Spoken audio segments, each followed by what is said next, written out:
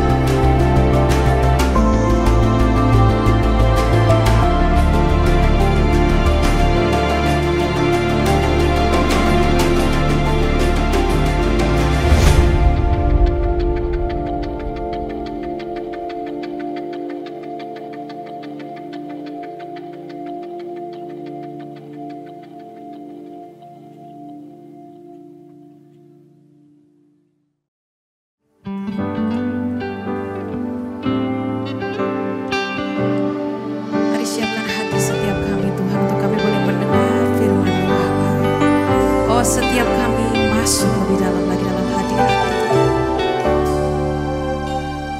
Firman-Mu pelita terang jalanku,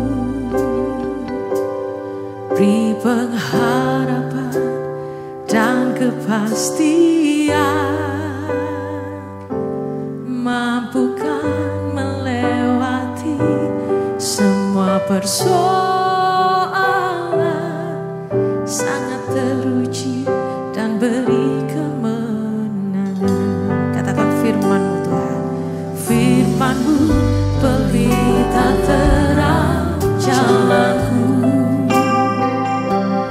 beri pengharapan dan kepastian, mampukan melewati semua persoalan. Sangat teruji dan beri kemenangan. Katakan firman-Mu. Firman-Mu ceritakan kasih-Mu, menyucikan hati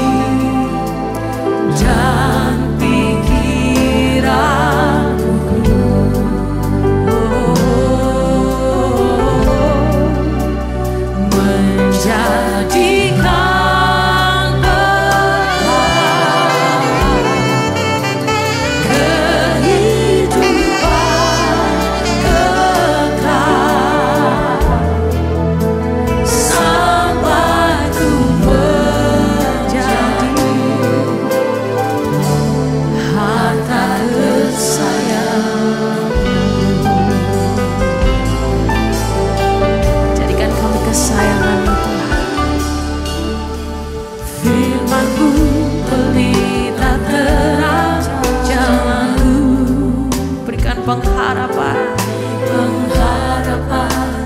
dan kepastian, mampukan melewati semua persoalan. Sangat teruji dan beri kemenangan. Mari bersama pelan kita bangkit berdiri.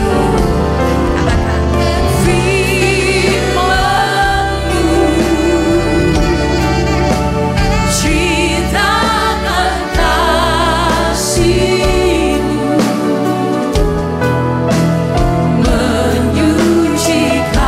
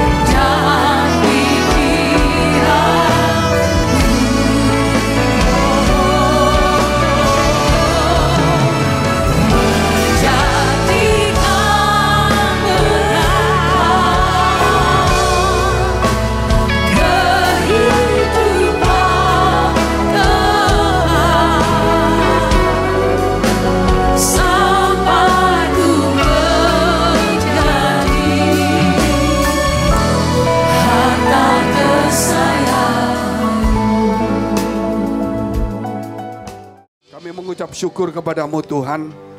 Jikalau kami ada di tempat ini, kiranya Engkau sucikan setiap kami oleh darah-Mu, oleh firman-Mu, supaya setiap kami boleh bangkit kembali dan iman kami berkobar-kobar. Sehingga Tuhan, apa yang tidak mungkin menjadi mungkin, dan terlebih kami mempunyai pengharapan dan kami lebih dekat kepada Tuhan. Itulah Tuhan satu kerinduan kami. Apapun yang ada di dunia ini, sehebat, sebesar, sekaya, semegah apapun, semua itu adalah ciptaan-Mu saja. Dibandingkan dengan alam semesta yang besar, kami ini sungguh tidak ada artinya. Ratusan miliar bintang Kau buat hanya untuk menunjukkan betapa agung dan mulianya Engkau Tuhan. Sebab itu setiap kami jangan cuma hanya memikirkan diri kami, tapi kami ingin melihat Tuhan di dalam kehidupan kami. Terima kasih Bapa, supaya kami menjadi surat yang terbaca oleh tingkah laku dan pemikiran kami. Terima kasih kami berdoa untuk mereka yang dalam pergumulan, mereka yang sakit, mereka yang dalam kesulitan tantangan. Kiranya Tuhan Kau memberi kekuatan dan memberikan kesembuhan dan kemenangan kepada mereka. Di dalam nama Tuhan Yesus kami sudah mengucap syukur dan berdoa. Haleluya. Amin. Amin. Silakan duduk saudara. Mungkin saya beri kesempatan untuk Bapak Joni mungkin mau bersaksi sedikit. Tepuk tangan dulu untuk Tuhan. Saudara mungkin sebagian sudah tahu kisahnya. Nah ini mungkin nampak sekarangnya seperti ini. Shalom Bapak Ibu sekalian. Terima kasih kalau pagi hari ini saya bisa berada di tengah-tengah saudara sekalian. Mungkin udah banyak kesaksian yang saya alami, yang saudara pernah dengar, ya, seringkali mungkin beberapa kali. Tetapi mungkin mudah-mudahan kalau belum mendengar kesaksian saya ini bisa menguatkan kita juga semuanya. Saya ingin bersaksi bagaimana karena kemurahan Tuhan saya boleh bahkan saat ini berdiri di depan saudara-saudari.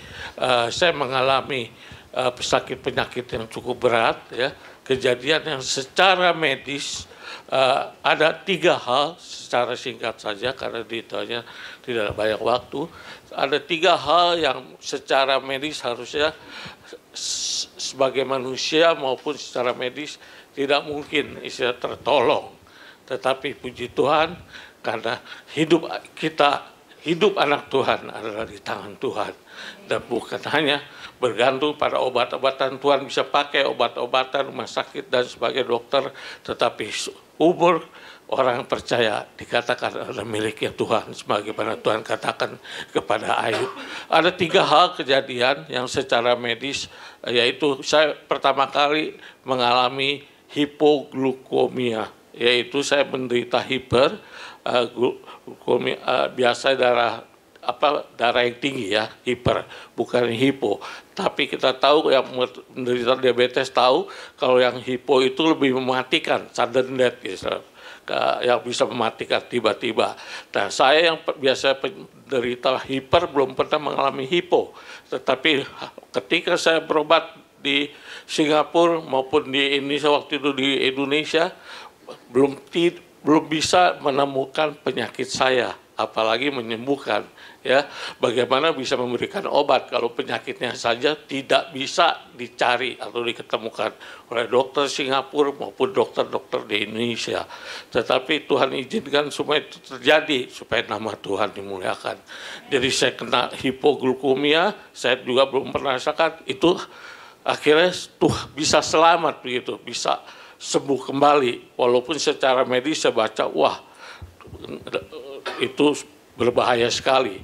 Hal kedua adalah yaitu mengenai penyakit saya tadi yang saya katakan saya menderita penyakit histoplasmosis, baik rumah sakit di Singapura maupun yang di Indonesia. Saya berobat sudah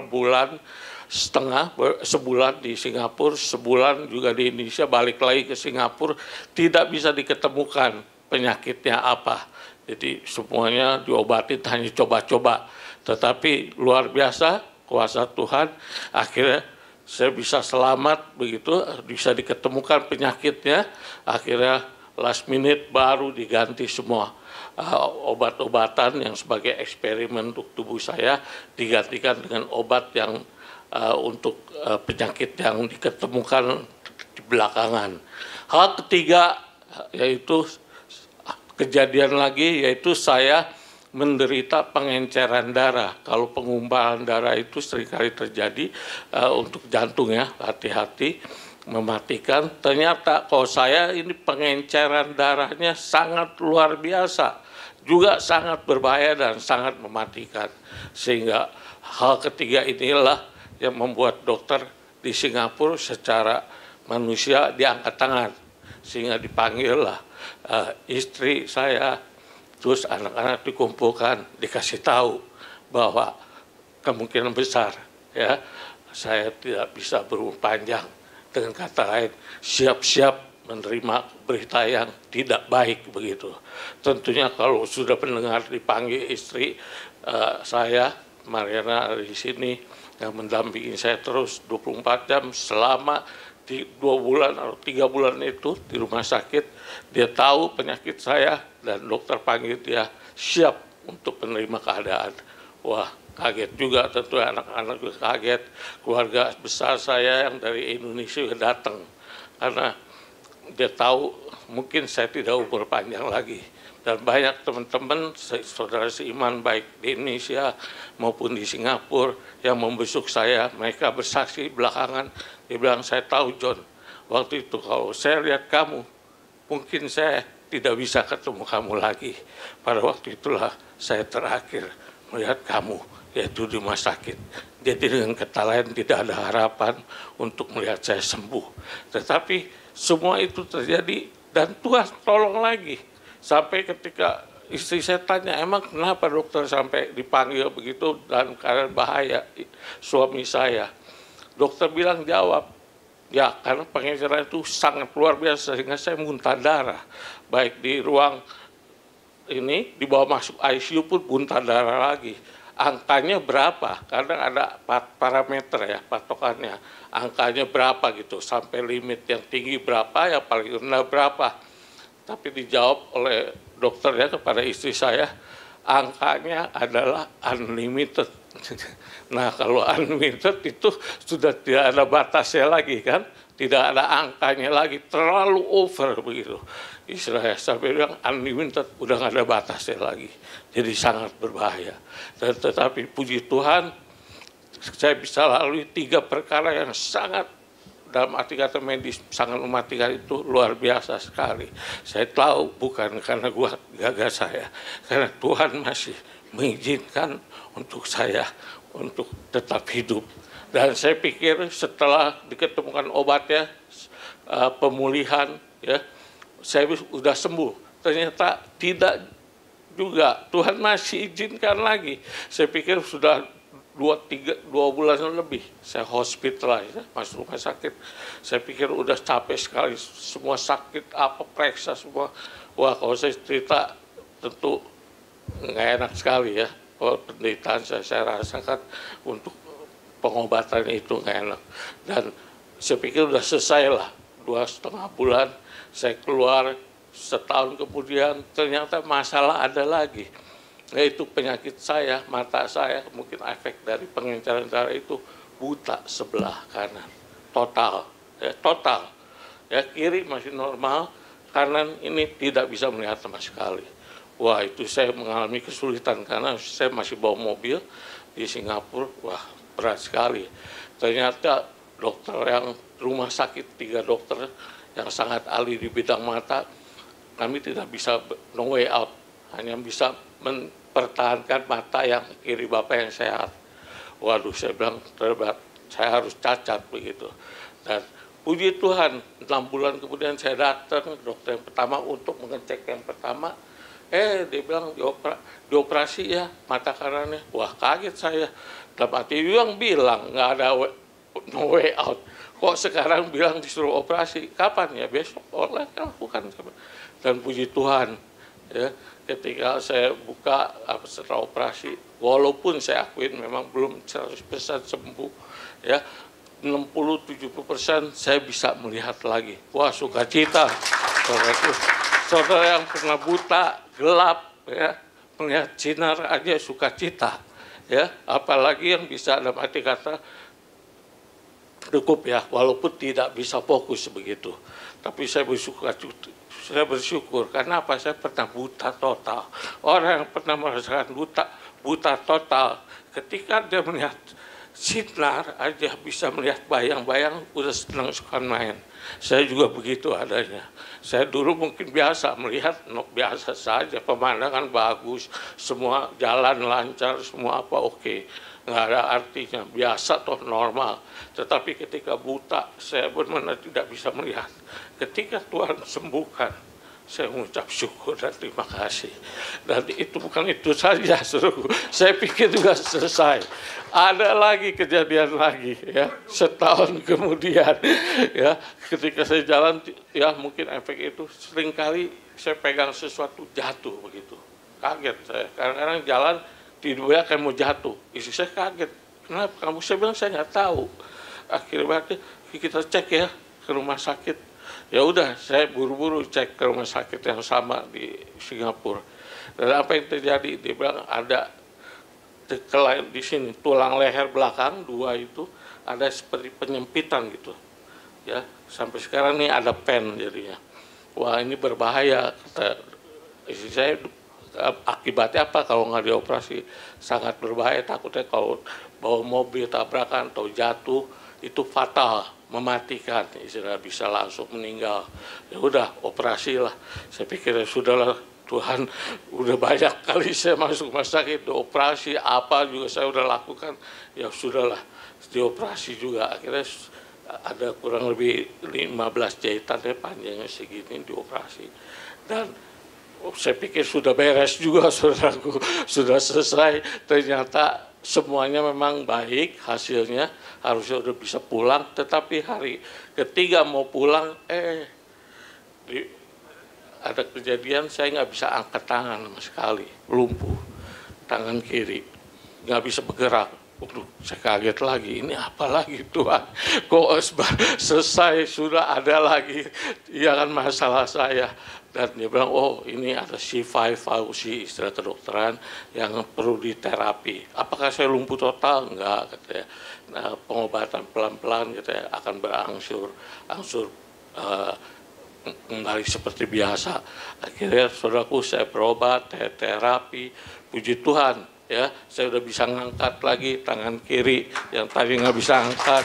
Ya, walaupun dia kasih tahu saya makan obat waktu itu ya sangat keras. Apoteker juga, farmasi juga bilang ini obat keras, efek sampingnya Bapak ini nggak bisa jalan stabil lagi, akan gini ya, unstable, sempoyongan gitu. Jadi jangan kaget, kata. Oh, saya bilang dokter udah kasih tahu, saya bilang orang farmasi udah dikasih tahu obat ini keras. Ya udah, saya harus minum obat itu kurang lebih setengah tahun ya, makan obat itu. Dan memang sih jujur saja ya, saya udah stop makan obatnya karena saya nggak tahan juga. Karena kalau jalan saya tetap nggak, agak seperti melayang begitu. Jadi saya sudah stop, walaupun sekarang jalan sedikit ya tertati-tati ya. Tetapi biarlah, saya bilang Tuhan, apapun saya sudah berserah ke Tuhan ya. Hidup kita di tangan Tuhan.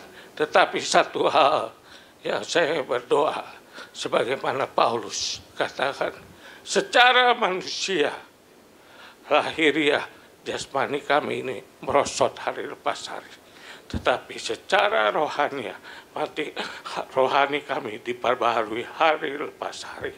Jadi inilah doa saya, secara fisik saya akui sedikit banyak merosot, tidak seperti 3 tahun atau 5 tahun sebelum COVID ya, seperti yang lalu. Tetapi biarlah saya katakan, walaupun mungkin secara fisik saya kelihatannya memang sedikit merosot dibanding dahulu, tapi saya hanya berdoa, Tuhan, janganlah rohani saya yang semakin sakit, semakin dalam. Tetapi biarlah saya boleh kuat menghadapi segala persoalan yang saya hadapi. Hanya itu saja intinya. Saya semoga mengerti. Terima kasih. Ya puji Tuhan, saudara yang dikasihi Tuhan. Itulah kita juga berdoa untuk teman kami. Saat itu yang memang dikatakan kritis, sudah tidak ada harapan. Namun kami percaya ada pengangkatan, sehingga kami semua teman-teman berdoa, kalau boleh, supaya jangan mati karena sakit, tapi kita boleh diangkat. Karena Tuhan menyatakan satu kepada kita semua, bahwa siapkan dirimu, karena akan ada pengangkatan. Nah, inilah visi yang Tuhan berikan kepada gereja kita. Dan saya teringat tahun 99 juga, pertama kali mertua saya, seorang pendeta perempuan, dia kena kanker payudara stadium 4, tahun 99. Dan itu memang sudah tidak mungkin bisa disembuhkan. Tetapi Indonesia maupun Singapura, saudara sudah tidak mampu lagi. Sehingga bukan profesor yang nangani, cuma dokter kandungan, mungkin dokter kanker yang spesial saja, tapi bukan profesor. Tetapi kemurahan Tuhan, saudara, itulah dia sembuh sampai tahun 99 sampai dengan awal tahun ini baru dipanggil Tuhan tanpa periksa lagi. Nah, itulah penyakit kanker yang pertama kali sembuh tahun 99 dan itu mungkin yang pertama di Singapura. Sebab itu saudara, ketika sembuh saya tidak boleh pulang karena Tuhan suruh saya ada di Singapura untuk menyelesaikan pelayanan-pelayanan yang diperlukan untuk masa akhir daripada zaman ini, yaitu supaya orang kembali kepada Tuhan, supaya hidup kita ini bukan bergantung kepada apa yang kita punya. Kedudukan, uang, harta, keterkenalan itu semua akan sirna. Karena suatu hari kita akan meninggalkan itu semua. Tetapi mari mulai hari ini kita menabung di surga itu, yaitu segala kebaikan dan perbuatan baik kita kepada Tuhan. Puji Tuhan saudara, kita harus rajin berbuat baik. Kenapa rajin berbuat baik? Karena itu firman Allah mengajarkan supaya kita jangan jemu-jemu berbuat baik. Bahkan mungkin ada orang yang jahat kepada kita sekalipun, kita harus membalas dengan kebaikan. Itu ajaran Yesus. Tetapi sekarang banyak pendeta yang muncul, mungkin di media, saya nggak tahu latar belakangnya punya gereja atau tidak. Tapi mereka sudah mengatakan tidak perlu lagi berbuat baik. Saudara, pokoknya kita percaya Yesus selamat cukup. Nah, kalau kita percaya Yesus selamat dan kita di gereja semakin jahat, buat apa kita percaya Yesus? Harusnya setelah kita percaya Yesus harus semakin baik. Jadi kebaikan itu dikatakan, biarlah engkau memuliakan Bapamu di surga dengan perbuatan baikmu. Itu Matius pasal 5. Bahkan buah daripada Roh Kudus itu salah satunya adalah kebaikan. Bahkan dikatakan tambahilah imanmu. Dengan sungguh-sungguh berusaha untuk menambah imanmu. Dengan termasuk yang lain dan juga kebaikan. Jadi mulai hari ini jangan jemu-jemu berbuat baik. Saudara, walaupun orang mau berbuat jahat sama kita, sudah, kita ini berbuat baik sajalah. Anggap aja kita tidak bisa berbuat jahat. Nah, kalau saudara tidak bisa berbuat baik, minimal jangan berbuat jahat, cukup. Saya tidak bisa berbuat baik, Pak. Jangan berbuat jahat. Aman toh? Nah, ini tetapi kita tahu bahwa dunia ini akan berakhir, saudara. Tanda-tanda itu jelas. Saya tidak tahu berapa tahun lagi kita masih bisa bertahan. Mudah-mudahan kita masih hidup, semua ada pengangkatan. Itu jelas. Sehingga kita mulai sekarang, ayo nabur kebaikan. Tabur kebaikan terus. Saudara, firman Allah berkata juga, banyak orang menabur daging akan menuai kebinasaan. Menabur roh akan menuai hidup yang kekal. Sebab itu, mari kita lihat firman Tuhan, nama yang berkuasa, temanya. Nama yang berkuasa. Nama yang berkuasa, baik di bumi maupun di surga, itu segala kuasa sudah diberikan oleh Yesus kepada Yesus Kristus. Filipi pasal 2 ayat 9 sampai 11. Itulah sebabnya Allah sangat meninggikan Dia, yaitu Yesus, meninggikan Yesus dan mengaruniakan kepadanya nama di atas segala nama. Supaya dalam nama Yesus bertekuk lutut segala yang ada di langit dan yang ada di atas bumi dan yang ada di bawah bumi. Semuanya harus bertekuk lutut. Dan segala lidah mengaku Yesus Kristus adalah Tuhan bagi kemuliaan Allah Bapa di surga. Dia adalah Tuhan bagi kemuliaan Allah Bapa di surga. Hal pertama kita melihat saudara, siapakah yang meninggikan nama Yesus itu? Siapakah yang meninggikan nama Yesus? Bapa, Allah Bapa yang meninggikan nama Yesus, mengaruniakan, memuliakan nama Yesus, saudara. Sehingga kalau hari ini kita percaya adanya Allah, orang Kristen atau Katolik, kita percaya kepada Allah Bapa. Namun kalau kita merendahkan nama Yesus, apapun alasannya, ajarannya, berarti dia sudah juga melawan Allah Bapa di surga. Mudah. Allah Bapa meninggikan kok kamu merendahkannya. Banyak sekarang saudara gereja mempunyai teori sendiri, pandangan sendiri. Dia katakan, oh Yesus itu bukan Allah. Atau mungkin di bawah. Dia merendahkan sekali. Padahal Allah Bapa di surga meninggikan. Tidak ada nama lain di atas nama Yesus. Semua harus di bawah Yesus. Ternyata ada yang mengatakan, saudara, nama di atas Yesus, saudara.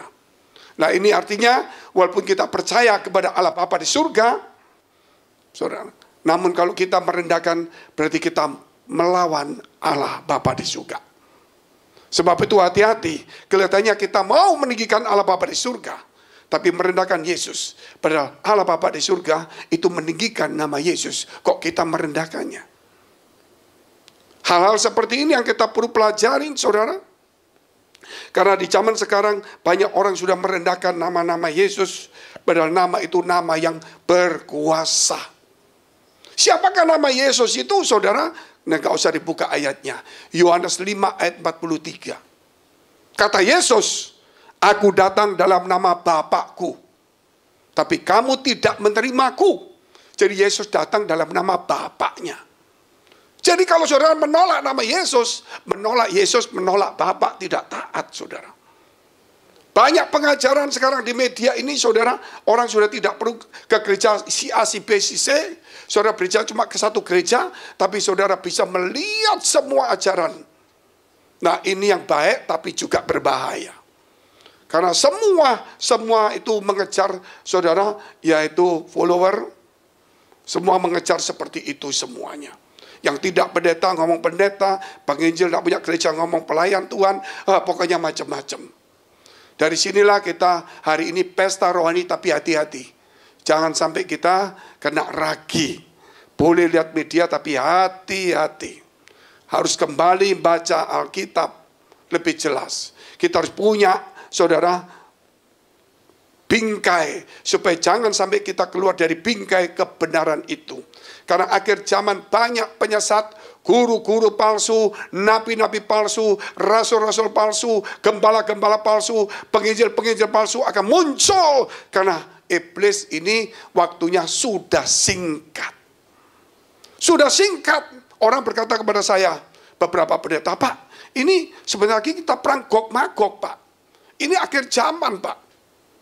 Saya katakan tidak. Perang nuklir tidak.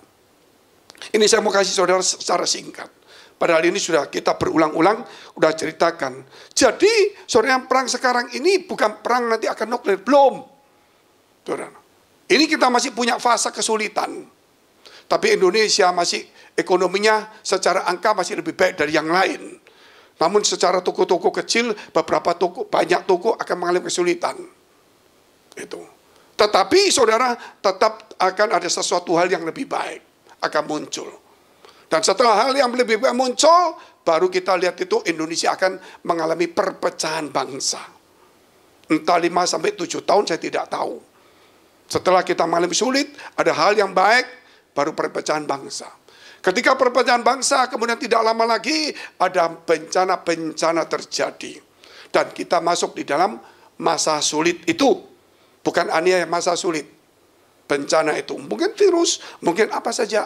Tapi Tuhan akan jaga kita sesuai dengan Wahyu pasal 7 ayat 3, Wahyu pasal 9 ayat 4. Bahwa akan ada bencana yang hebat. Tetapi Tuhan akan meluputkan kita.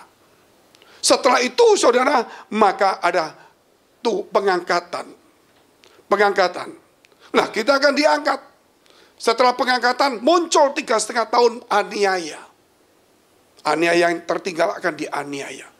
Dan saat itu jugalah Israel itu akan dikepung, Jadi itu bukan perang Gog Magog, tapi perang Harmagedon. Kenapa Harmagedon? Karena itu di lembah Yisrael. Jadi perang Harmagedon, akhirnya mulailah Israel memanggil Yahweh. Dan ternyata yang datang adalah Yesus Kristus. Saudara, akhirnya kita masuk di dalam masa 1000 tahun. Masa 1000 tahun kita memerintah. Setelah 1000 tahun, saudara nanti bisa baca kitab Wahyu pasal 19-20. Setelah masa 1000 tahun, iblis itu ditangkap dulu, kita punya masa 1000 tahun memerintah.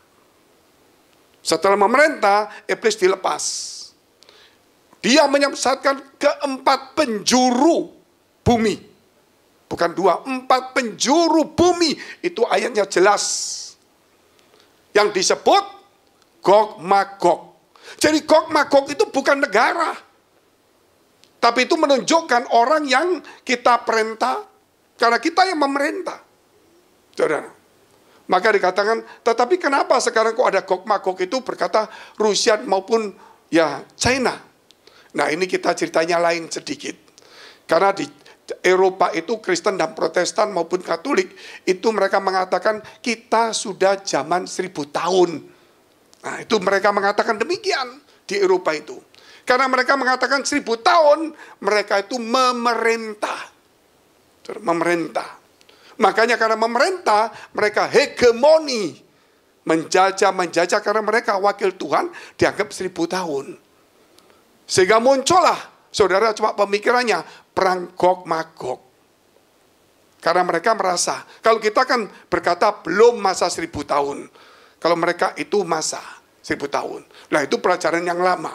Akhirnya muncullah, saudara, pandangan-pandangan mereka. Oh komunis ya. Oh berarti ini yang melawan kita. Makanya Gog Magog diarahkan ke Rusia sama China. Oleh orang-orang barat. Saudara. Makanya jangan kaget kalau kita di Indonesia.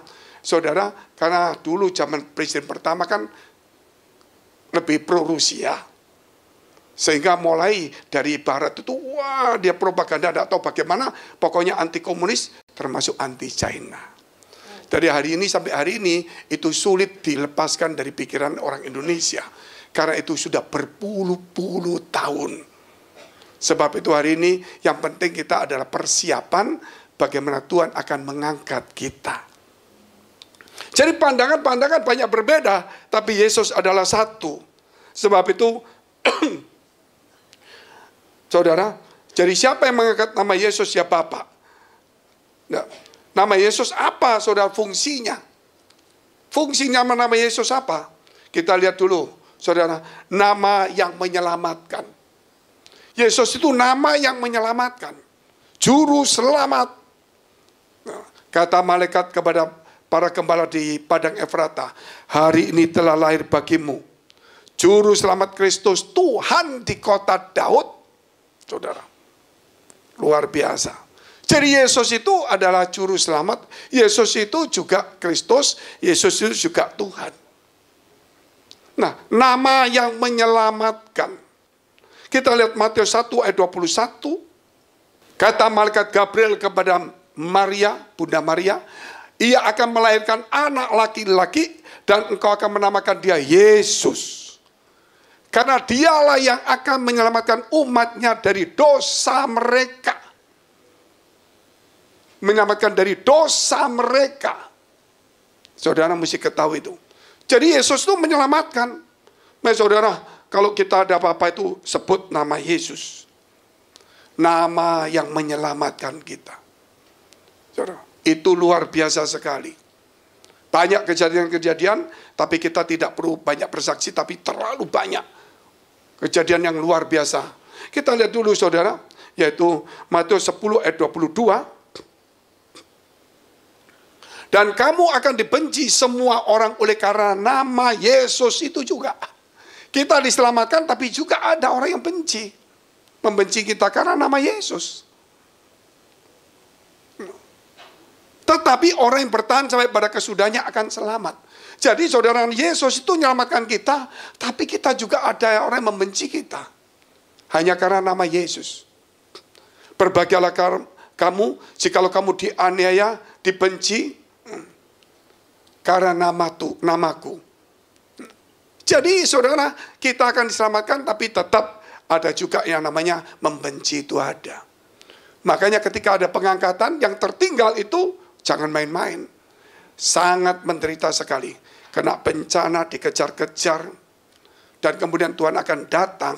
Saudara, tapi apakah kita sanggup bertahan 3,5 tahun? Seandainya sanggup, saudara, kita harus mati waktu itu. Waktu mati, kita tidak akan memerintah 1000 tahun mungkin. Gitu. Yang akan memerintah 1000 tahun itu adalah orang yang diangkat dan orang yang mati di dalam Tuhan ya, sebelum pengangkatan itu. Jadi yang sudah lewat itu agak kesulitan. Ya, kecuali saudara martir kalau mau selamat. Ya itu memang, karena apa? Memang sudah tertulis bahwa kamu akan dibenci oleh karena nama Yesus itu. Apalagi nanti banyak orang-orang Kristen akan terangkat. Kita lihat, apalagi fungsi nama Yesus. Ada begitu banyak. Kita ambil 2 lagi. Namanya adalah jawaban doa. Nama Yesus adalah jawaban doa. Yohanes 14 ayat 13 dan 14. Dan apa juga yang kamu minta dalam namaku, aku akan melakukannya, supaya Bapa dipermuliakan di dalam Anak. Dan apa juga, saya ulang lagi ya, dan apa juga yang kamu minta dalam namaku. Saudara. Makanya saudara harus beriman. Harus yakin dengan doa saudara. Banyak orang yang percaya Tuhan, karena percaya makanya dia berdoa dalam nama Yesus. Ketika dia berdoa dalam nama Yesus, masalahnya dia tidak yakin dengan doanya itu. Dia percaya Tuhan lagi, memang percaya. Karena percaya berdoa lagi. Berdoa tapi nggak percaya dengan doanya. Percaya Tuhan, percaya, doa lagi. Berapa ribu kali kita berdoa. Berapa banyak kita percaya.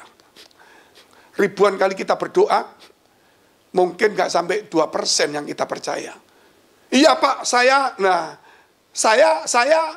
saudara kalau berdoa bukan kita yang hebat, nama Yesus yang hebat, katakan amin dulu. Makanya kalau saudara tidak percaya dengan doamu, berarti kita tidak percaya dengan nama Yesus yang hebat itu. Hati-hati, aku rasanya ragu-ragu Pak. Kalau kamu ragu-ragu, mungkin kamu tidak mampu, tidak beriman, bisa jadi.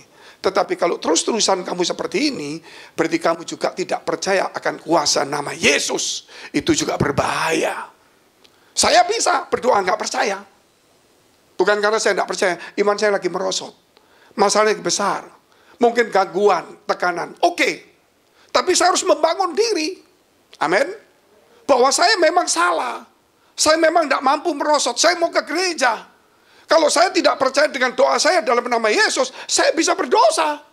Berdosanya bukan tidak menerima. Berdosanya itu menganggap nama Yesus tidak mampu. Amin. Makanya saudara mesti hati-hati dari sini. Kelihatannya kita biasa-biasa. Banyak orang tidak pernah menyingkapkan hal ini.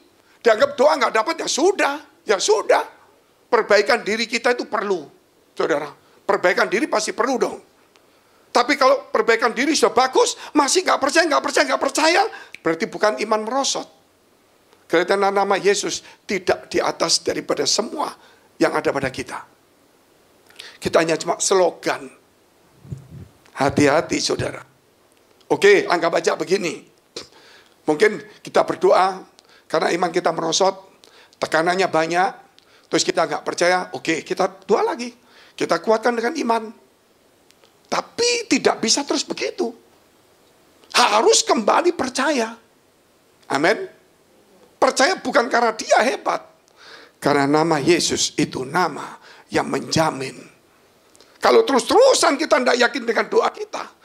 Walaupun iman kita hebat. Berarti kita meremehkan nama Yesus. Hati-hati kalau sudah meremehkan. Saya tidak pernah Pak meremehkan Yesus Pak. Nggak seperti pendeta itu, orang itu Pak. Tapi kalau kita berdoa dalam nama Yesus nggak percaya, tanpa sadar kita meremehkan nama itu.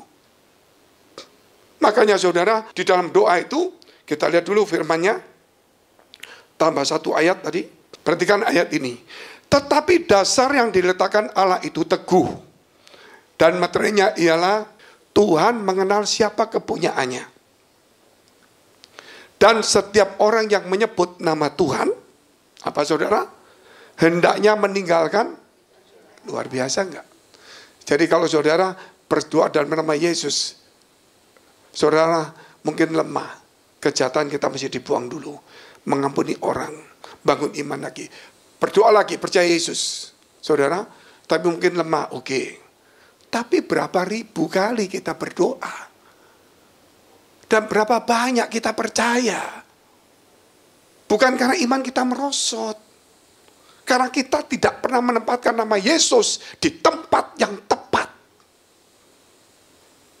Kalau iman kita merosot, oke, saudara. Tapi kan kita tidak setiap minggu iman kita merosot. Betul kan? Kadang-kadang kita on fire, tapi doa kita tetap nggak terjawab. Masalahnya saudara, kita tidak menempatkan nama Yesus yang menjadi jawaban itu.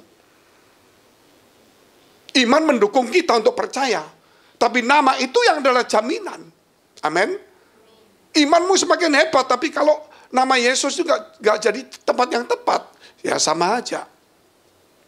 Tinggalkan segala kejahatan. Mudah. Nah, kita kembali. Yohanes 14 ayat 13 dan 14. Dan apa juga yang kamu minta dalam namaku, aku akan melakukannya supaya Bapa dipermuliakan dalam Anak. 14. Jika kamu meminta sesuatu kepadaku dalam namaku, aku akan melakukannya. Dalam nama Yesus. Jadi mulai hari ini, berapa ribu lagi yang akan kita doakan kepada Tuhan? Bukan 1% yang dijawab. Ya minimal lebih banyak. Mungkin nggak 100% lah. Nggak semua doa kita juga berkenan. Tapi tidak 1%. Tapi lebih banyak lagi, saudara. Karena apa? Karena kita membangun diri kita dengan hubungan dengan nama Yesus itu. Saudara lihat ada doa Bapak kami. Bapak kami di surga. Apa saudara itu? Dikuduskan namamu. Ada ayat yang lainnya lagi. Dipermuliakan namamu. Jadi nama itu nama yang luar biasa. Nah ketika saudara doa Bapak kami, saudara sudah mempermuliakan nama Yesus. Mau bangun pagi, tidur malam, ada gereja kita kan ada doa Bapak kami. Saudara tanpa menyanyi pun, saudara sudah pagi dan malam sudah memuliakan dan menguduskan nama Yesus. Makanya di dalam doa Bapak kami itu ada kuduskan nama Yesus. Dan kemudian kita doa yang lain.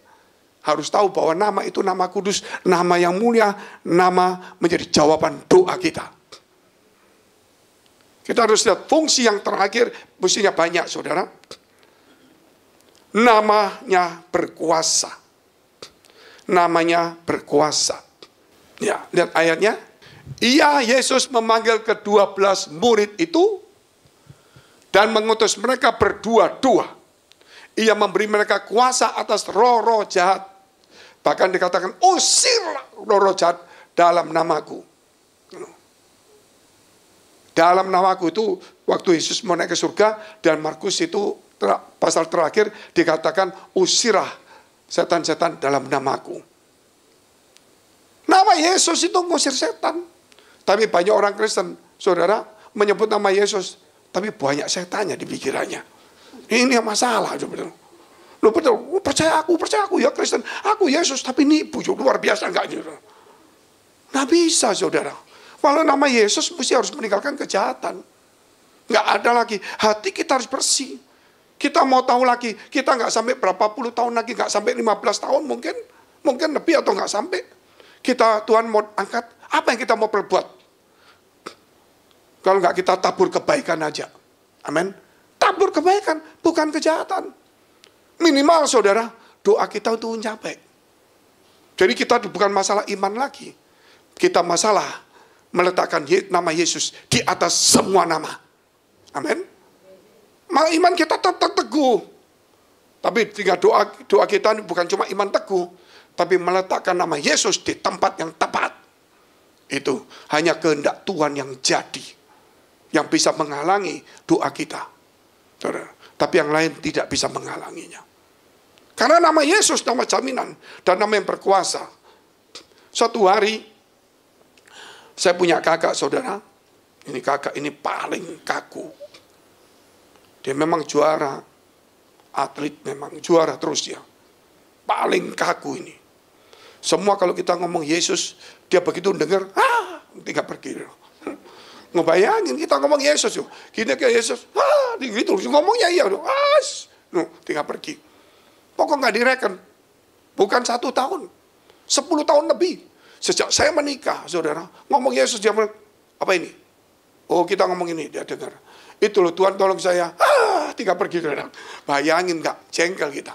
Papa, mama sudah percaya, tinggal dia nggak percaya. Karena memang orangnya baik, saudara. Jadi yang persoalannya baik. Tapi dia lihat orang Kristen, banyak nggak baik. Jadi dia lihat, jadi kalau gitu ya pusing juga. Orang baik kalau nggak percaya Yesus sayang juga. Benar kan? Nah ini. Tapi begitu ada dia ngomong, begitu dia datang, kita cuma ada kesempatan tidak boleh lebih dari 2 menit. Begitu dia ngomong, dengar gitu, cepat ngomong, selesai. Dia tinggal pasti. Begitu dia datang, kita ngomong, kita langsung berubah ngomongnya. Langsung ngomong, wih, tadi ada orang kerasukan setan. Gitu. Setan, dia gimana caranya? Dia dengar, orang itu meraba-raba. Akhirnya kita usir, dalam nama Yesus, setan keluar. Mikir lagi, saudara. Pokoknya mau dengar gitu, dia mesti nggak mau. Jadi kita mesti cepat ngomongnya. Nggak boleh ngomong Yesus di depan, saudara. Gitu. Akhirnya, ya gitu, setiap kali gitu. Sudah bertahun-tahun gitu, kita mesti pinter nembaknya. Gitu loh. Suatu saat dia tidur sendiri di rumah yang pernah saya bareng sama dia. Termasuk rumah baru lah. Tapi ya cuma dia sama saya aja tinggal. Saya ada di sana tinggal, kalau nggak ada ya situlah. Ya gitu loh. Nah akhirnya saudara, suatu hari rumah yang besar. Itu dia tidur. Tiba-tiba kakinya ditarik orang. Orangnya memang berani. Mau maling aja dia berani, setan berani. Tarik. Dia langsung buka lampu, cari. Nggak ada. Dia lihat pintu-pintu, kunci semua. Dia tidur lagi. Ditarik lagi. Dia buka lampu, saudara. Dia lihat itu di bawah tempat tidur, ada orang nggak? Nggak ada. Waduh. Kali ini, saudara, dia matiin lampu, dia nggak tidur, dia diem. Tangannya dipegang orang lagi. Satu baru dia berkata, Yesus tolong. Mbak saudara, bayangin. Yesus tolong, tangan itu hilang. Besok dia yang saksi. Luar biasa nggak? Besok dia yang saksi, saudara. Kamu tahu nggak? Kita jadi, kenapa? Wah, aku di kemarin malam ditarik sama orang, tak cari nggak ada, tak bak pentuan nggak ada, tidur tarik lagi. Saya lihat itu di bawah kolong tempat tidur nggak ada. Saya sengaja nggak tidur. Tapi tangan itu ada narik. Saya tahu itu setan. Saya panggil nama Yesus, langsung hilang. Kita jadi kaget. Sudah percaya Yesus akhirnya. Ya, tepuk tangan dulu saudara. Memang saudara mau tidak mau seperti itu. Makanya hari ini saudara percayalah, nama itu nama berkuasa. Mari kita bagi beri kita mau berdoa. Biar hari ini kami tidak hanya berdosa di dalam dunia dengan kelakuan kami yang salah. Yang bisa kami perbaiki. Dan Roh Tuhan juga ingin mengingatkan melalui firman-Nya. Tetapi ada satu dosa yang kami tidak tahu. Tanpa sadar kami meremehkan nama Yesus itu. Sebab itu ampuni kami hari ini.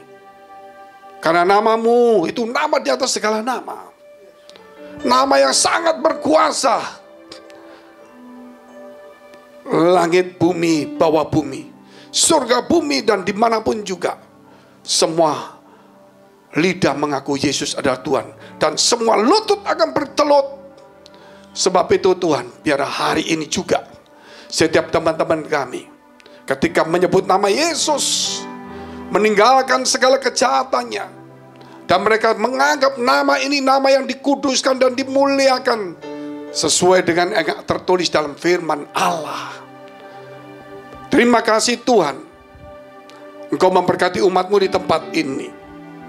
Mulai hari ini kami berubah, kami membawa nama yang berkuasa, sehingga kami tidak takut lagi dengan ancaman. Kami tidak takut dengan masa depan. Karena nama itu nama yang menyelamatkan, yang melindungi. selama kami meninggikan dan menghormati nama Yesus itu. Terima kasih Tuhan, terima kasih. Mari kita berdoa syafaat untuk semua gereja yang ada di seluruh dunia. Kami berdoa untuk semua gereja yang ada di seluruh dunia, dari hamba Tuhan sampai kepada umat Tuhan. Kiranya Engkau memberkati mereka, supaya mereka menjadi berkat dan hidup mereka berdampak. Supaya di mana gereja mereka melayani dan berjemaat, dipenuhi orang-orang yang takut akan Tuhan dan tulus hatinya. Kami berdoa Tuhan untuk semua gereja yang ada di seluruh dunia, supaya mereka bersatu rukun dan tidak terpecah-pecah. Supaya dunia percaya Yesus adalah Tuhan bagi kemuliaan Allah Bapa di surga. Demikian gereja di mana kami menggembalakannya, gereja Blessing in the Spirit. Kami berdoa untuk setiap persembahan yang dipersembahkan umat-Mu, kiranya menjadi dupa yang harum di hadapan Tuhan, dan Kau memberkati mereka dalam pekerjaan rumah tangga, kesehatan iman rohani mereka, sampai kepada anak cucu mereka. Kebajikan, kemurahan selalu menyertai mereka. Mari dekapkan kedua tangan-Mu di dadamu. Karena untuk menerima berkat itu mudah, namun menjaga hati itu sukar. Kalau Tuhan memberkati, tidak satu pun yang bisa menghalangi. Tapi kerap kali hati kita dicuri, sehingga kita menjadi sibuk, menjadi kikir, menjadi sombong, dan lain sebagainya. Sebab itu firman Tuhan berkata, jagalah hatimu dengan penuh segala kewaspadaan, karena dari situlah terpancar kehidupan. Jadilah berkat dan terimalah berkat rahmat anugerah dari Allah Bapa di surga, di dalam Putra Tunggalnya Yesus Kristus yang sudah mati bagi dosa-dosa kita, dan bangkit pada hari ketiga, sehingga kita punya Tuhan Allah yang hidup, dan iman kita bukan kepada Tuhan yang mati, dan Dia naik surga menyediakan rumah bagi kita, sehingga kita punya pengharapan yang pasti. Dan Dia akan datang kedua kali menjemput gereja jemaat dan umatnya yang berjaga-jaga, kudus, dewasa, dan bijaksana, serta menghakimi dunia di dalam persekutuan dengan Roh Kudus, membuat hati kita berkobar-kobar, roh kita menyala-nyala, sehingga kita senantiasa di dalam kasih semula kepada Tuhan. Roh yang Kudus menghibur, menguatkan, memelihara, menginsyafkan, menuntun, memimpin kita kepada kebenaran dan kekudusan, dan membuat kita menjadi saksi Kristus mulai hari ini sampai selama-lamanya. Mari kita doa dengan doa yang diajarkan Tuhan Yesus pada kita. Bapa kami yang ada di surga, dikuduskanlah nama-Mu, datanglah kerajaan-Mu, jadilah kehendak-Mu di bumi seperti surga. Berikanlah kami pada hari ini makanan kami yang secukupnya, dan ampunilah kami akan kesalahan kami, seperti kami juga mengampuni orang bersalah pada kami. Dan janganlah membawa kami ke dalam pencobaan, tetapi lepaskanlah kami daripada yang jahat. Karena Engkau yang punya kerajaan dan kuasa dan kemuliaan sampai selama-lamanya. Amin. Change, I am happy and grateful. My life changed and it was so wonderful. My life changed, there is no more anxious in me. I will enjoy my whole life, all because of the Spirit of Christmas.